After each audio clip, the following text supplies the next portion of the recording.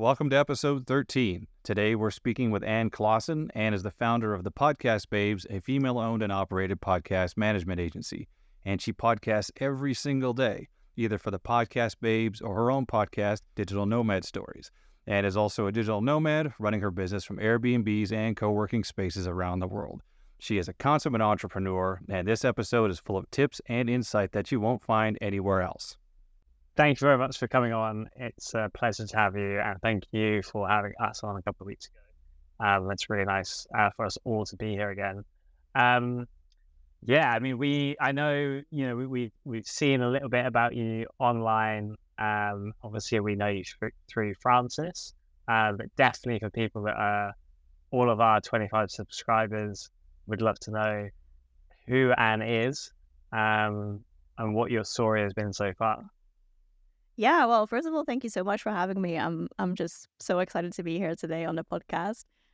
My story is that in 2018, I finished my university degree, got all the degrees done, and I actually realized I don't want to sit in an office all day, which was my original plan.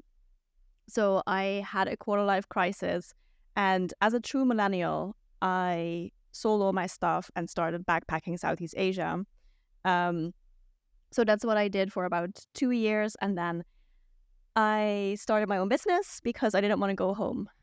So I just told myself, what can go wrong? I mean, I don't really have anything, as in I don't have an apartment. I didn't even have a boyfriend or relationship.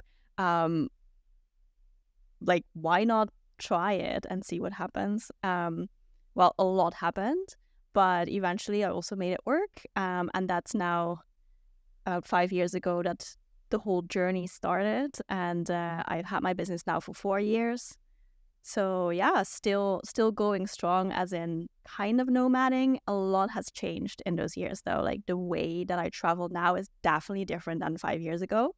But still didn't have to go home. Haven't spent a whole lot of time in the Netherlands, so yeah, it kind of worked out eventually. Yeah, what was your original major? Like, what was your plan? Like, what were you going to university for and planning on doing after that? Yeah, I went to law school and business school. So I'm one of these crazy ambitious people who thinks that they can do everything at the same time, and kind of did, but that also meant that when I finished my degrees, I was so burnt out. So yeah, I also kind of had to take a step back and not go straight into the office. I actually had my grown-up job lined up at one of the large law firms in the Netherlands, and I had to call them and say, change my mind. You can give the job to someone else, please, because I don't want it. So that was super scary. But yeah. How did you feel when you put the phone down? Relieved. So relieved. Yeah. I mean, picking up the phone, I was like, oh my God, this is so scary. What are they going to think? But also the lady that I spoke to, the recruiter, she was super friendly. And she was like, well, great that you found that out now. She was like, I don't think that was the first time that happened. So she was like, I understand. Great that you found it out now and not when you already started here. And all the best. I was like, okay, cool. Yeah, and oddly enough, now there, with the advancements in AI, it looks like some of those legal jobs are going to start kind of dwindling a little bit. Like the paralegal and support and everything else. So, I mean, besides from it being a great decision for your life and well-being anyway, who knows where that career trajectory would have gone at that point. Yeah, true. I mean, I think still not. So I majored in corporate law. So I would do all the mergers and acquisition. I would work on the mergers and acquisitions department of that law firm. That was the plan. So I think there's always room for that. Like, there still need to be negotiations. I don't think AI can do that yet, but I'm so happy with that decision. I never ever looked back at it as a bad decision, or like, what if I just went there, or I from the moment that I made that decision, it was like, yep, this is the right one. This is the right decision. This is a good path for me to just do something else. Kudos and well done, because it's clearly the route you've gone down. Like, you've made a huge success, which is awesome. But what is the business that you went into post that decision? Yeah, it took some time to find that. When I left, I had the plan in the back of my mind, like, maybe I'll start an online business, like what these people on the internet are doing. If they can do it, then maybe I can too. But I had no idea what exactly I could do because I had zero experience. I just, I studied, I worked as a bartender through university. That was my life. So I had no work experience whatsoever. So it took me quite a lot of time actually to figure out what I wanted to do, or what I could do. And I remember that I was in Australia working on a strawberry farm. I was a full-time strawberry picker at that point in my life. And after doing that for 4 months, I thought, okay, this was an interesting experience, but that was also enough strawberries for a lifetime. So I think something needs to change. And I had a lot of time to think about life and about what I could do next, because it was just me in a field of strawberries. So I read blog posts, I was really researching what do other people do and what is kind of an easy way in, because I also didn't really have the funds to invest heavily into a new business or anything. Like, it was literally just me and my brain and my computer had to do it. That was it. So I thought, okay, I'll just do some kind of freelancing. And then I found a course about becoming a virtual assistant. And I thought, okay, this is interesting, because being a virtual assistant, I could see myself do that. And I think I can learn a lot from the people that I could be working with. And we'll see where that goes, right? I didn't really see myself being a virtual assistant forever, but I thought, I think this is a good entry point where I can just learn a lot, get my foot in the door, and also kind of make money online quickly so that I could keep traveling and not have to go home. So yeah, I took that course, and one module in that course was actually podcast management. And when I saw that module, I was like, whoa, there's this whole industry behind the podcast that I listened to. And before that, I had no idea. So I was intrigued from the moment that I saw that, and I learned everything about podcast management. And I thought, okay, well, this is really cool. And at the time in 2019, when I started all that, everyone was a social media manager. At least that's what it felt like, right? Like, everyone was a social media manager. So I thought, okay, I'll do social media management and podcast management. So that's how I started. And very quickly, it became clear that I'm not good at social media management. It's just not my thing. It does not come natural to me at all. But podcast management actually went really well. So after, I think, 2 months, I had, I think, 1 or 2 social media management clients, and I was like, okay, I need to get rid of the social media management part and just focus on podcast management. So yeah, that's kind of how I found podcasting as my next career move and my business. And yeah, that's kind of how it started. Awesome. And just for readers, just for listeners, is this the Podcast Babes? Kind of. Like, it wasn't called the Podcast Babes back then. It was also just me. I had horrible branding that I just created in Canva myself, and I am not good at graphic design at all. So it's really cringy when I think back or see social media posts from that time. But eventually that became the Podcast Babe. So when I started, it was, like I said, just me. I just did everything for clients. But after a while, I started to build a team slowly and work together with other service providers who could do certain things better than I could, especially like copywriting and creating all the social media promotional elements of podcasts. That was, like I said, never really my forte. So I definitely had to collaborate with someone else who was way better at that. So that became the Podcast Babes. I think we changed the name in 2020, I think. After about a year of being in business, I changed it to the Podcast Babes. No, it's funny. It reminds me like that you're kind of getting started and set up as like kind of like the traditional story, where we kind of all get out there, try to figure out what we can do online because we realize we don't want to go back. I also left a corporate job a little bit later in life, of course. And then we kind of go through those phases where we're like, all right, I'm going to start searching for things. I'm going to start putting my name out there in different, like I used Fiverr and Upwork, and I did all the things you're supposed to do and checked out posts and everything else. Same thing with me.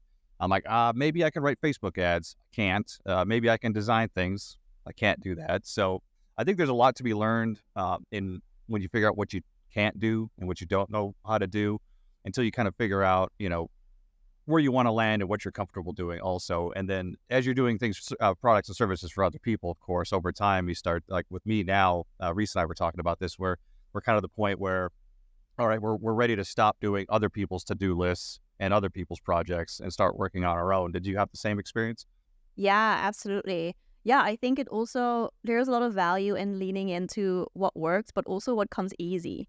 Like all these things that I was doing that I just hated and procrastinated on, that was just a really clear sign to me, like, okay, this is not it. I definitely don't want to do more of this. To your point, like finding out what you're good at and what you can do, I also think it never really stops.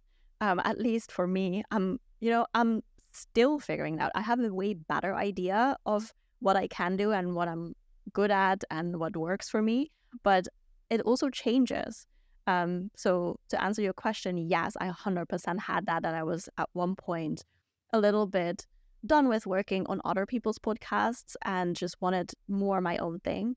And that's also where the Podcast Babes as an agency came in, where I could really, I don't know, it felt like I could combine all my experience also from going to business school and just my interest in business, working with a team and also podcasting. It all kind of came together there, and it was my own project, and that's what I do now at the Podcast Babes. It's mostly just working on the business and not so much in the business anymore, and I definitely like that, and it was time after a while to do that. When you talk about there's a continuous journey, you're always finding out new areas that you can learn more and develop. Do you have a particular skill that you're focused on, like right now or across the next couple of years that you're trying to improve? Yes, I actually do have in like area or skill set that I want to work on and that I am actively working on, and that is operations, and especially agency operations. So I have my own agency, as you know, the Podcast Babes, but I actually also work as a contractor for another podcast agency. And I started working there as a podcast coach. So I was coaching their clients and strategizing with them on growing and monetizing their podcasts. And after a while, I kind of rolled into their marketing team and then became marketing director. And now the next step within that agency is COO. So it's a small agency, but I will be the COO, just transitioning into that role now. And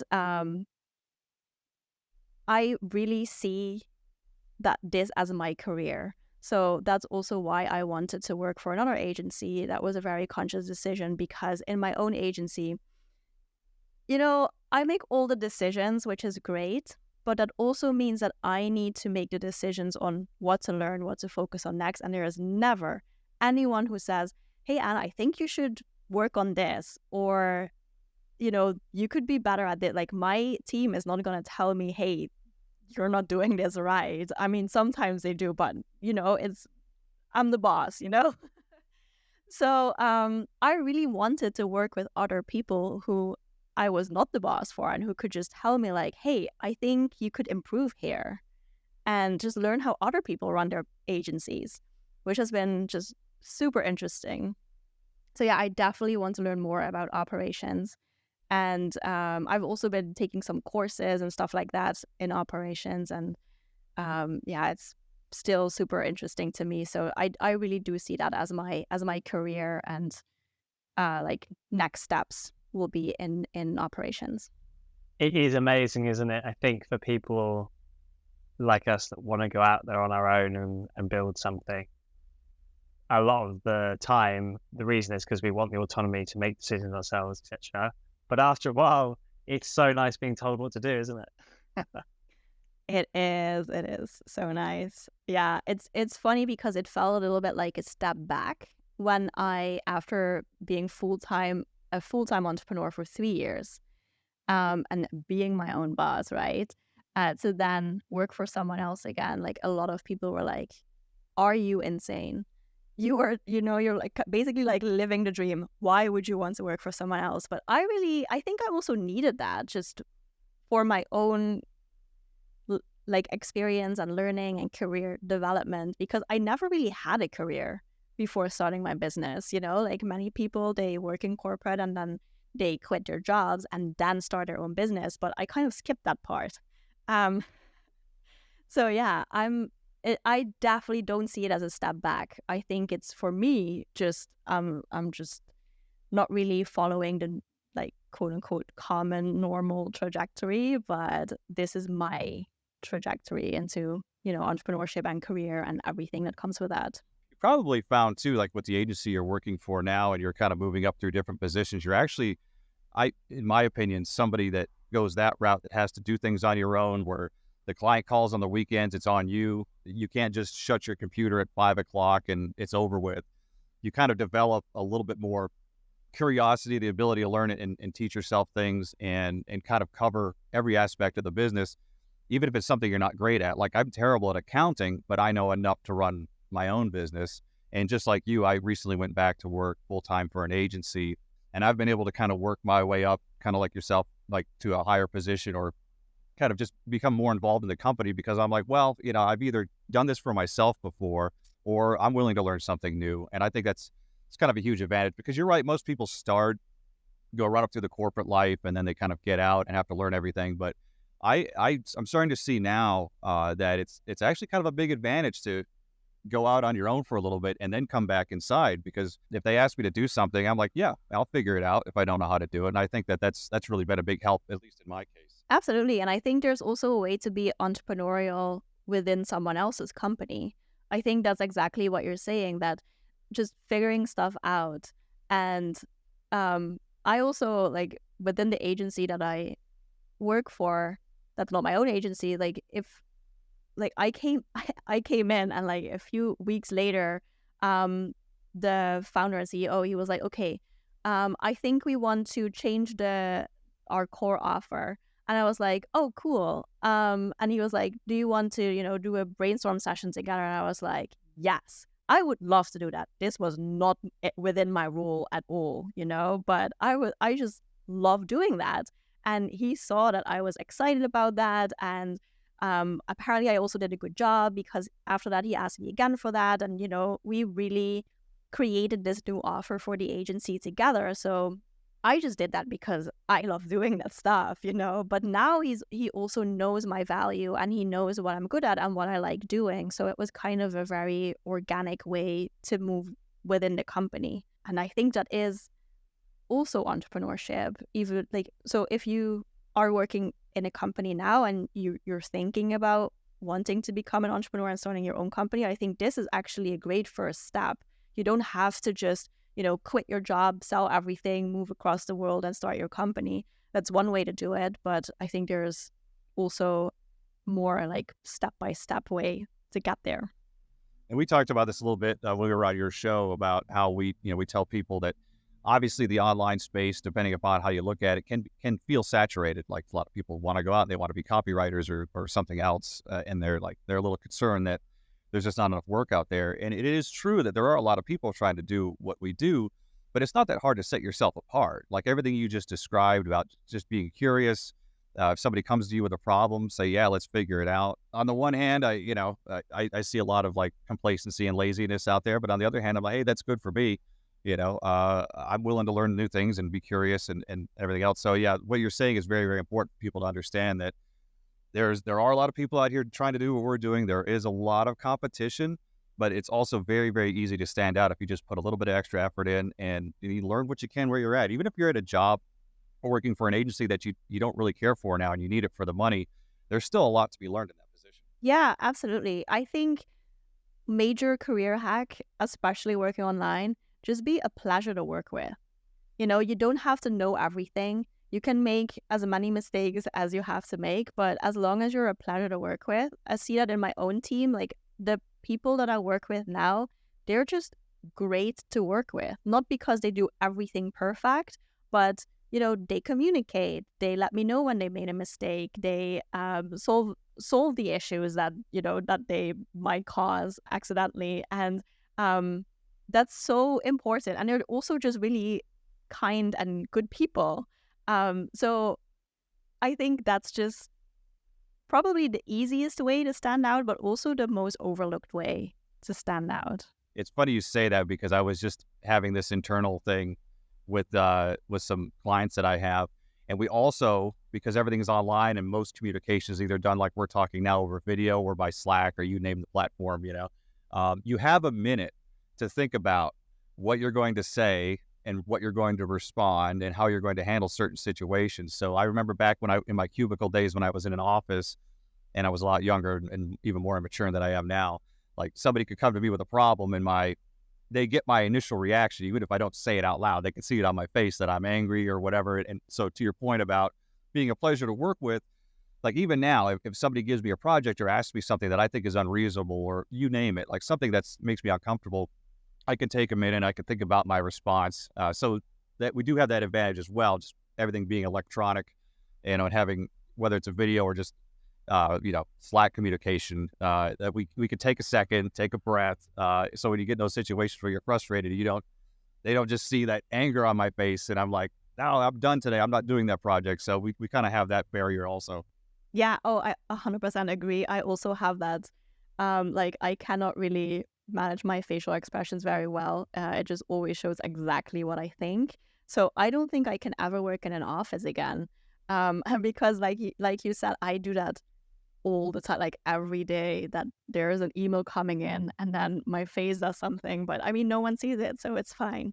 Going back to the team, so talking about being a delight to work with, how have you chosen the people you work with, whether that's people you're hiring at Podcast Babes, or even if you've worked with contractors, freelancers, etc. Yeah, do you have a criterion you use to pick? Because I think some of the people listening, for sure, they're already on a roll with their kind of solo businesses. They may even start to be, they're keeping the business one person perhaps, but they might be leveraging freelancers in the future.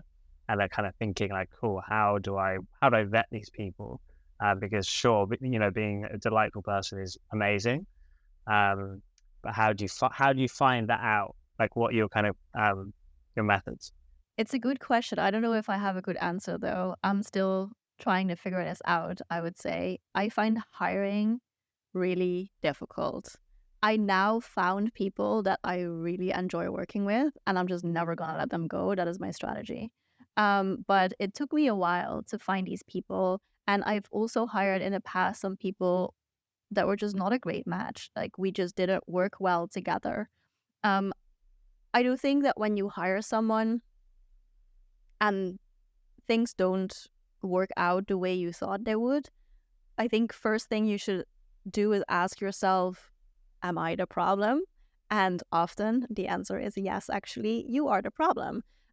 Because it's very difficult. It's actually really difficult to delegate and outsource. You have to be extremely clear and over communicate what you're looking for exactly and what your expectations are. And I really had to learn that, even though, like in theory, it makes sense, but how that actually works to communicate really well what you expect, and not just what you expect in terms of outcome, but also communication. What do you expect when you send someone an email? Do they have to reply in 24 hours or is next week fine?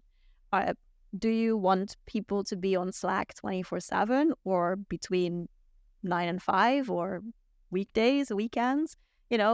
You have to ask yourself, like, what's important and then what are realistic expectations.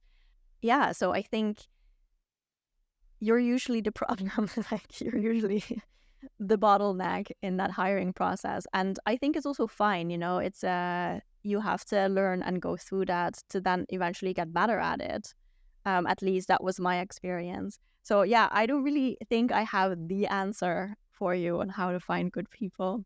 Yeah, no, that's interesting. And we've had the same experience. And you're right. It's like what I think and do in my mind, like my expectations for the time it takes me to do things, how much I need to look up. I have to remember that I'm not all these other people. And it really wears on your patience if you don't take a second and think about it. It's like when you're driving down the road and somebody flies by you really fast and you're like, oh, that idiot is driving really fast, or somebody goes really slow in front of you and like, what's wrong with this guy? He's driving really slow.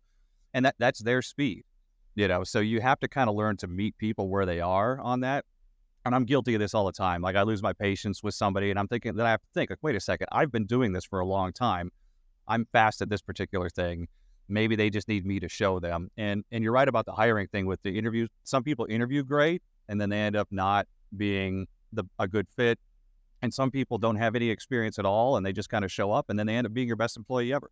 Yep. Amazing. Absolutely. Yeah.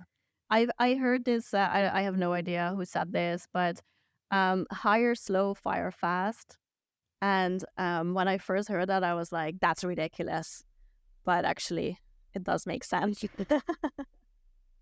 That's a good line. Plus the to be honest, that car speed analogy is incredible.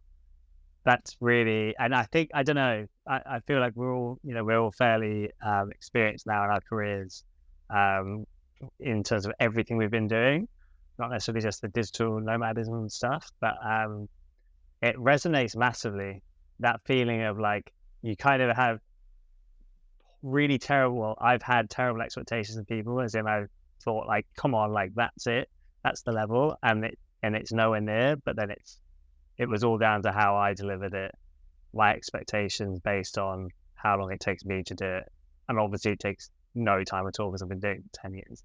It takes a lot of looking in the mirror and being like, no, it's not their fault. Yeah, if you don't know what you want or need, then how can they know? And even if you know it, then you also have to communicate that. So it's difficult. And I think what I'm learning now, which has worked really well with the great people that I found eventually, is also giving people freedom to do things their own way and really focusing on the outcome, and also being open to conversations. Like my editor recently expressed, like in Slack, just in our kind of like social Slack channel, she said, yeah, in the next 6 months I want to learn more about marketing. And I was like, great, you are now officially on our marketing team, if you want it. So now we're working together on some marketing projects for the business. And she just said that, just in like a social setting. But I was like, oh, cool. Like she wants to grow in that area and we could use someone. So I think it's also important to remember that these people are also actually people, they're humans and they also have their dreams and goals and wishes. So like those conversations I think are also very valuable, so that people stay motivated, stay in the company once you have hired them, and once they are onboarded and they do their work really well, you also want to make sure that you don't lose them. This is going to be so many shorts, you have no idea. Oh. Yeah, we're at, yeah. How many hours do you have? Yeah, it's Friday. Wait. Oh, it is Friday. Oh yeah. Oh, I got a bar in my future. I could feel it, but yeah, no, it's funny how I don't go to bars, so I have all day. Yeah, I know we talked about that a little last time too, because you and I kind of had the same experience where, or at least for me anyway, I was drinking almost daily. And it could have just been a glass of wine or something, but it was almost every day. And then as soon as I stopped and really got into the work I'm doing now, I was like, I can't believe how many more hours in the day there are. And like, wow, I can get something done after 7 p.m. and I don't wake up feeling like garbage anymore. So do you remember, like, at what point in your like traveling or your progression did you actually kind of recognize that in yourself, or like, if you don't mind, not to get too personal, but with the drinking stuff, like where did that kind of reach arc with you? Yeah, I remember that I was in Vietnam, and I was putting a lot of hours and effort and energy into building my business and getting it off the ground. And it did not go well initially, as in it took me, it was really tough, especially emotionally, I would say. I struggled a lot in that first, I would say, like year of business. So I would work really hard during the week on my business. And then on the weekend, I would just get hammered, and that was my weekend. And after a while, and also, I mean, this was not only in Vietnam, that was just life at that point. And then there were also like some events during the week where I would go to, and, so networking and social events and traveling. It was very easy. Like basically all events that I would go to were at bars, or there was some kind of drinking, or let's grab a beer together, or there was just always alcohol. But especially on weekends, like we would go pretty crazy. And my hangovers also got really bad, as in like I was only like mid-20s, and my hangovers were at least 2 days, sometimes like 3 days. So on Monday morning, I still had my hangover from Friday evening, and I was like, what is happening? And my mom actually asked me at one point, why do you still drink? Like, you feel so bad all the time. Why do you actually still do this to yourself? And that was a really good question. So that really got me thinking. And one of these hangovers, I was like, you know what? I'm done. This is it. I've had my fun with this, and I am just really curious how things would go if I just stopped going out every weekend, and I can still go out, but at least not have those hangovers. So it's kind of started as an experiment, like, okay, what about 2 weeks with no alcohol? And then after 2 weeks, I was like, I feel amazing. Why do I drink? And then it was like, okay, let's just not do this anymore. And then looking back, this is now like, I think I'm now 3.5 years sober. Looking back, it also got to a point where it was pretty problematic. Now I'm so glad that I stopped at that point. Did you have, in that kind of 2-week period, how did it go down with the people you were spending a lot of time with? Were you there with like long-term people, or was it all quite short-term? What was the kind of experience with the people you were with? Yeah, I was in Vietnam with kind of like a group of people. And what really helped me is exactly around that time I left for Thailand. So I just physically moved locations, and I didn't know anyone in the new location. And that made it so easy, because all the new people that you meet, they ask, hey, do you want to go for a beer? And you can just say, oh, I don't drink. And they're like, okay, cool. Because they don't know you. They don't know that last weekend I was dancing on a bar somewhere in Vietnam. So, for them, it was like, okay, cool, legit answer.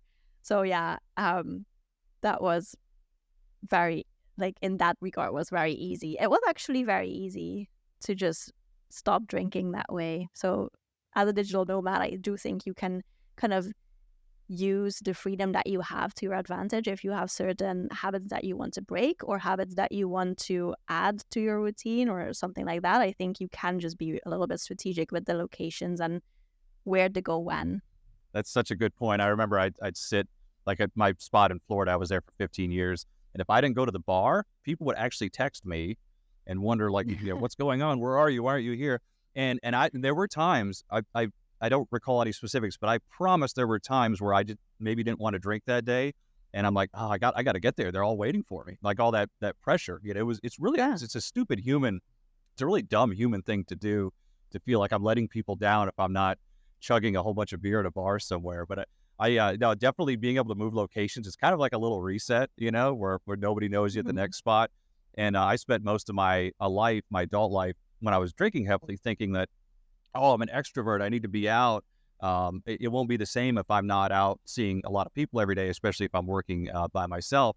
And then I realized that when I stopped drinking for a while, I'm like, well, I'm not an extrovert, I'm actually an introvert. But when I would get to the bar, or usually sometimes I would even drink on the way to the bar, I would have that little bit of, liquid courage, they call it. I'd be warmed up a little bit. So I was just, just confusing myself and lying to myself that whole time. But I had the same experience. I was like, guys, stop drinking. And you start feeling like $1,000,000 every day.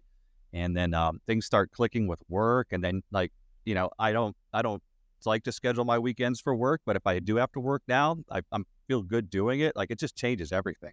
Yeah, absolutely. And even if you don't have to work, just not laying in bed with a headache is great. 100%, especially if it's like 2 days in a row, as in the hangover, 2 or 3 days. It really sucks. Did you also find, because I found this as well when I suddenly, I think we've all been in similar boats in terms of pretty hard partying when we were younger. And I personally found that my long-term outlook suddenly opened up massively, because every weekend wasn't, as we've been saying. Did you find that as well? You were kind of like, ooh, you're looking at a 5-year, 10-year, 15-year horizon of the things you want to do and experience. Oh, that's a good question. I'm not so sure that was really what happened for me, but it was more, I do relate very much with what Lee just said, that I felt like I got to know myself better, because like you said, Lee, I wasn't really myself when I was, drunk. It was kind of a different person. Like, my friend group would joke about that there is Anne and there is drunk Anne. So yeah, that was super funny at the time, but looking back, I'm like, yeah, that actually is pretty sad. I always really had ideas of where I wanted to go in life, so that 5 and 10 year plan, I had the plan, but it was pretty cool to then also see myself making progress, if that makes sense, towards that goal that I have set for myself. So in that sense, I would say yes, I definitely had that. I did that for a long time, where it's just like, wait for Friday, or in my case, Monday, there was always like a Sunday brunch, bottomless brunch.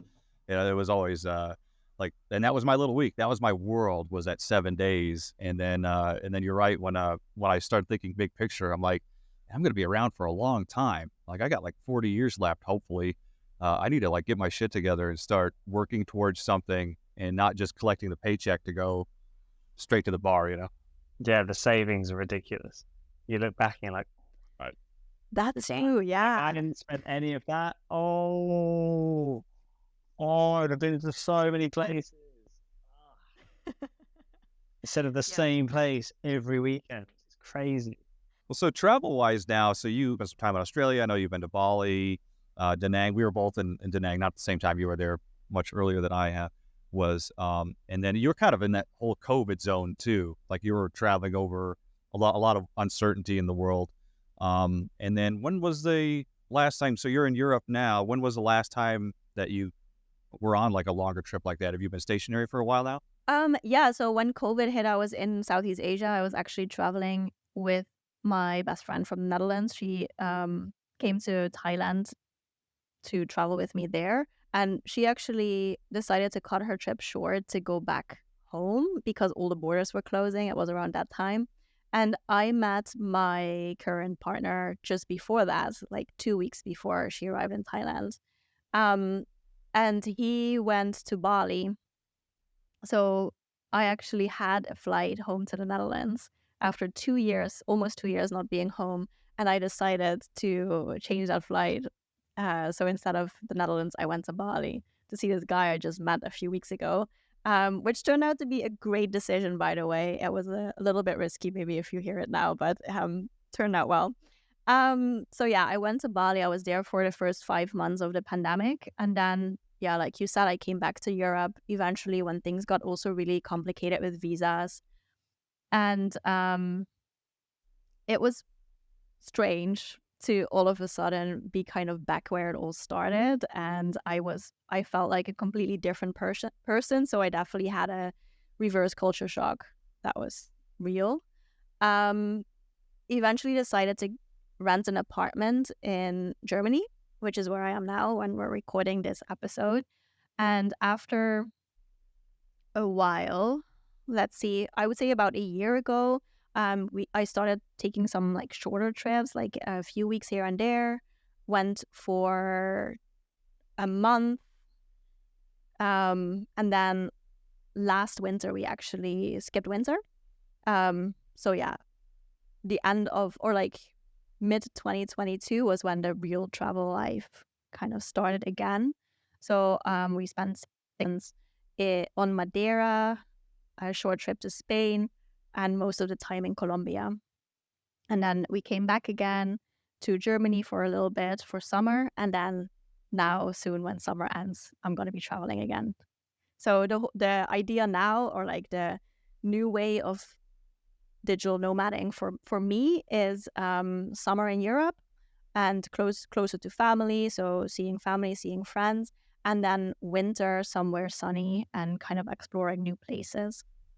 It does feel like that's the way a lot of people are going, having a base near family or not, and then traveling from there to different destinations. Why do you think there's been that move? And do you think that's the kind of, I hate to say a like COVID term, but like new normal? Yeah, why is this a new normal? I felt like we kind of had to get an apartment during COVID because it was not impossible, but it was difficult and so uncertain. And I wanted to travel, but also didn't really want to get stuck somewhere. It was just all in all so uncertain. So I was like, okay, well, let's just get an apartment then if we have to. Like, we have to live somewhere. And Airbnb here in Germany is just not really an option because it's just expensive. So yeah, we got this apartment and it just worked well. Like, I just really feel at home here. And I didn't really expect that. I expected this apartment to feel more of something that would keep me here and kind of feel as a little bit of a prison. And that it has just not been the case. Like, I love living here in an apartment and having my stuff. And I didn't really realize that that is something that I missed. So now I feel like it's actually great to also come home again. I just, I do think that home is a feeling, and I think that this apartment could be somewhere else. It doesn't necessarily have to be Germany or the Netherlands or, it could be wherever. But having some kind of home base, I think, just feels really good. And what I also like about it is that it saves me a lot of mental energy that I can now spend on other things, like, for example, work.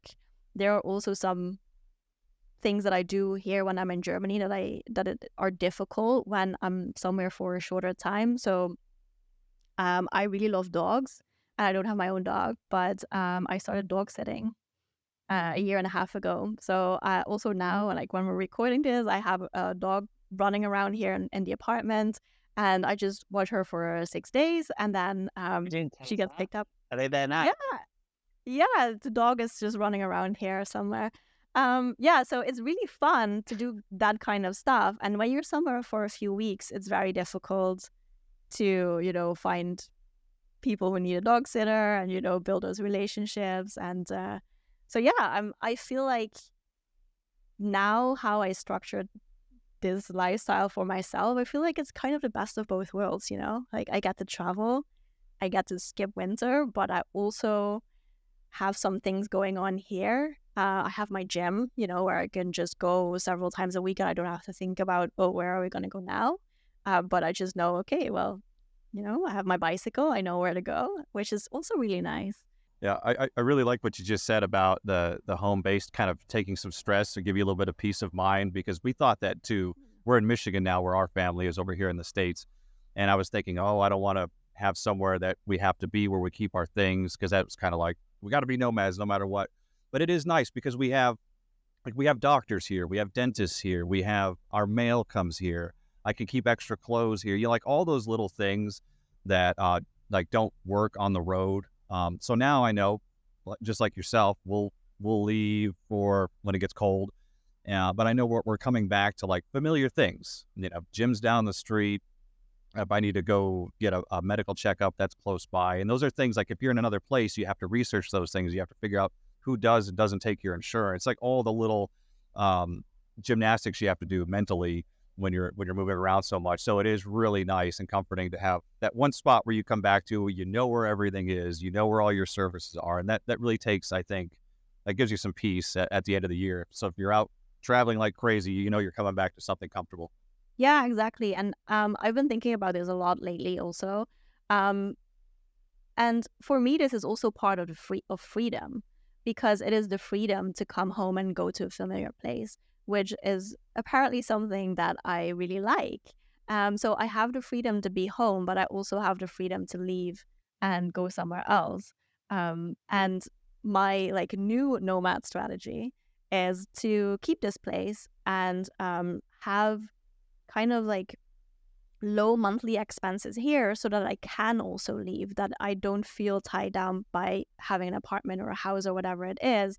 But because it is a tiny apartment, I don't pay a ton of rent. It's fine if I leave. I don't have to worry about that. And that, like I said, I think that's actually like next level freedom for me. Yeah, I'm looking forward to the day that it's just a villa somewhere, can travel 6 months a year, come back, all that stuff. Well, honestly, I totally would see myself. I would love to just have a few different places around the world. Like I could totally see myself like having 3 or 4 apartments, different locations, and then just travel between them. So you don't have to go to an Airbnb again. You can just go to your own apartment in a different country. I think that's just, wow, that would be like version 3.0 of this digital nomad lifestyle. 100%. I'm writing that down. I did have a question that I wanted to ask, because Lee and I do not have any experience with this directly, at least. Lee, you may have actually with your partner. I'm not sure. But have you faced like we don't know what it is like to be a woman and a digital nomad. Like, has there been any like specific challenges, or even the opposite, that like great things about being a woman and a digital nomad? Yeah, I mean, it's a difficult question because I've never been a man and a digital nomad, but in my experience, it has not really been an issue in the countries that I've been to, at least. Like many places, like many hostels have female only dorms. I would say that I pick countries also based on how safe they are for solo female travelers if I do travel solo. And now that I travel with a partner, I feel a little bit safer going to certain other countries that I wouldn't really necessarily go alone.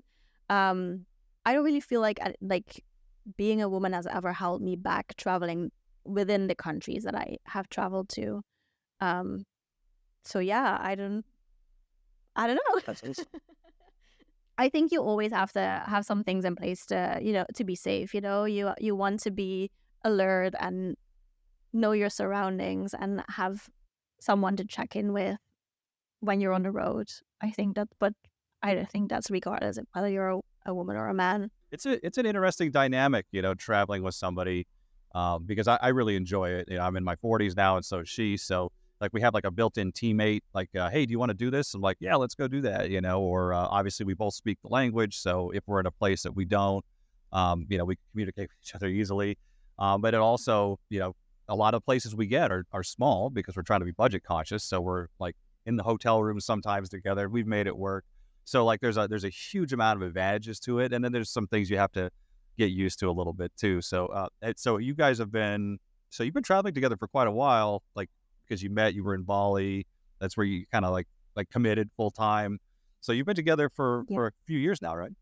Yes. Yeah. Almost 3.5 years. And it's been, it kind of feels longer because we went from meeting to living together within a few weeks. So yeah, that it's been kind of like an interesting story, of course, because it's not the usual way how you start dating someone. Yeah, so it feels like it kind of escalated quickly. You meet someone and then before you know it, you're like living together. That's a really interesting point. And in the world of like, if you are living in one place, like you're either super, super romantic and you're going to go walk up to that person at the bar and speak to them, or you are on a dating app, or it's through friends of friends, etc. So do you think that, how do you think your situation, each of your situation, lent itself to that escalating so quickly? Yeah, so I was traveling solo at the time. Like, I was in Vietnam with my group of friends. I hopped on a flight to Thailand to meet my friend from Netherlands there, but I had like 2.5 weeks in between. And actually, when my plane landed, I went to my hostel, checked in, put my bag down, and this guy came up to me and just said, "Hey, welcome. Like, did you just arrive?" And I was like, "Yes, I'm gonna get dinner. You wanna come? You want to join me?" And he was like, "Sure." And that was it. That's the guy. That's Finn. And I think traveling solo definitely made it easier to. I think in general makes it easier to meet people, but then also to say, okay, cool, let's meet again tomorrow. And then after a few days, he told me, well, I'm going to a different island, to Koh Lanta. Do you want to come with me? And I was like, I've just met this guy. Like, is he a serial killer? Can I go to a different island with him? So I kind of took a risk, I was like, well, gut feeling is that he's okay. So let's see. So that was kind of the first next step. And then after being on Koh Lanta together for, I think, like a week and a half or 2 weeks or something like that, then the next big step was, am I going to go to Bali for this guy that I just met or not? And I just took a chance. I just told myself, you have nothing to lose. Like, if it doesn't work out, okay, fine. I've been traveling solo for, well, years at that point. So I was like, if I have to travel solo again, I can leave. I can just do my own thing again. So yeah, why not give it a shot? So I think what made it escalate and, why it eventually worked was because I was just open to the experience and just was like, okay, I'll just take a chance on him and we'll see what happens.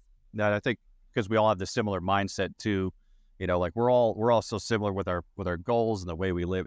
Like hearing your story sounds perfectly normal to us because, like, yeah, that's something I would do in traveling because it's just, what people do when they're moving around. Have you found, like in social settings too, because I struggle with this sometimes. We'll get to a new place together and we're not as, because we have each other to talk to all day. Have you found that since you started traveling together, like let's say when you go to a coworker or something else, has that changed the dynamic any, or are you still able to meet people? Because I have a hard time. Like, I don't put myself out there enough now because I just talk to her and then we go get dinner and everything like that. So what's your experience been there? I have the same experience where it's definitely difficult to meet new people when you travel together. I think it also really depends on where you're staying, and some people are probably better at this than I am, but I'm also very comfortable just doing everything with my partner, like going out to dinner with my partner. Like, if we would go to any events or day trips or whatever, we usually do that together. We also really like hanging out together. So I don't really have that need to meet new people. And yeah, to be honest, I do get lazy and just be like, nah, whatever. I won't meet new people then. So I'm actually really excited because my next trip is a solo trip to Valencia. And one of the things that I'm most excited about is that it is actually a solo trip and that I expect to meet some new people there. So yeah, I'm just gonna see if that works for me and for us, me going off solo for a whole month. We'll see. It's inspiring, honestly, because I think there can be, not everyone, of course, not everyone's the same, but there can be an expectation that, like, oh, why would you go off on your own? Like, even if you're in a relationship like that. And so it's really nice to see that you can have that balance of trust and comfort, knowing like, yeah, you're going to do your own thing for a little bit. I think it's really cool. Yeah, I mean, I kind of made that clear from the start. When we met, I was traveling solo. I was building a business on the road as a digital nomad. So it was quite not very traditional lifestyle that I was building for myself. So it was very clear what my goals were and what my values were and what is important to me and that freedom. So I always, I always think, well, at least he knew what he signed up for. And it helps not having the bar habits anymore either, because now it's like, if True. you like I'm going somewhere on my own, like, what's all that background noise? Is that live? Is that a live band? Like, no, I'm not I'm not I'm not spending $300 at the bar tonight. So yeah, we haven't spent any time like traveling apart, but it is good to hear that other people are doing it, and that, why not? It's nothing's going to change. So I love that. Well, I'll let you know how it goes though, because I don't know. This is the first time that I'm off for a month by myself. So Back to dancing on bars within a week. no, it's fun. No, I don't think so. But Valencia is awesome. You'll have a great time, I'm sure. And it's good to see you again. We'll have to plan to get an update from you at some point. Maybe when you're doing your solo travel stuff, maybe we'll just do like a quick catch up, and we won't keep you for so long, but we'd love to hear how everything's going. yeah, sounds great. I would love that. Yeah, thank you so much for having me. This was amazing, and you guys are doing such a great job with the podcast. So yeah, thank you so much for making me a small part of it. Thank you so much. For people listening, I know they will want to know where they can find you. So is there social websites? We'll link stuff, but if you want to just give people an idea, that'd be amazing. Yeah, I think the best way to go is to our website, digitalnomadstories.co. So that is without the m.co. You can find all our episodes there, but also social media links and everything. Yeah, so you can find me there.